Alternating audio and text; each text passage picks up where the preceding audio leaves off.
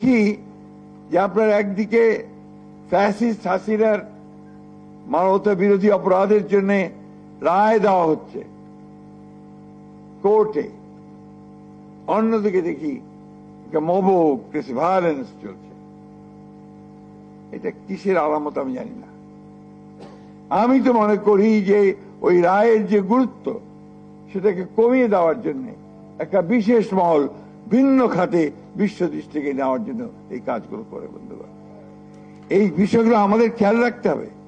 আমরা যারা গণতন্ত্রের জন্য সংগ্রাম করি, লড়াই করি, আমরা যারা প্রাণ দিয়েছে আমাদের ছেলেরা, আজকে কোন একটা মহল অত্যন্ত সচেতনতার সঙ্গে, অত্যন্ত ধূর্ততার সঙ্গে, চালাকির সঙ্গে সেটাকে ভিন্ন খাতে প্রভাবিত করার চেষ্টা করছে কিনা এটা আমাদের দেখা উচিত।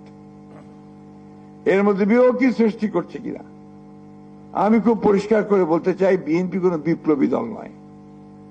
বিএনপি একটা লিবারাল ডেমোক্রেটিক পার্টি। আমরা গণতন্ত্রে বিশ্বাস করি এবং গণতন্ত্রের জন্যই আমরা সারা জীবন ধরে লড়াই করেছি। এবং এই দেশের মানুষ, বাংলাদেশের মানুষও তার গণতান্ত্রিক অধিকার জন্যই শত শত বছর ধরে লড়াই করেছে। যেটা কিছুক্ষণ আগে ডক্টর মঈন খান বললেন, সেইটাই বাস্তবতা। সকলকে নিয়ে এই ভূখণ্ডে যারা বাস করে তাদের সকলকে নিয়ে, সকল ধর্ম, সকল বর্ণ, সকল মত, সবখানে একসাথে আমরা একটা রেইনবো স্টেট নির্মাণ করতে চাই।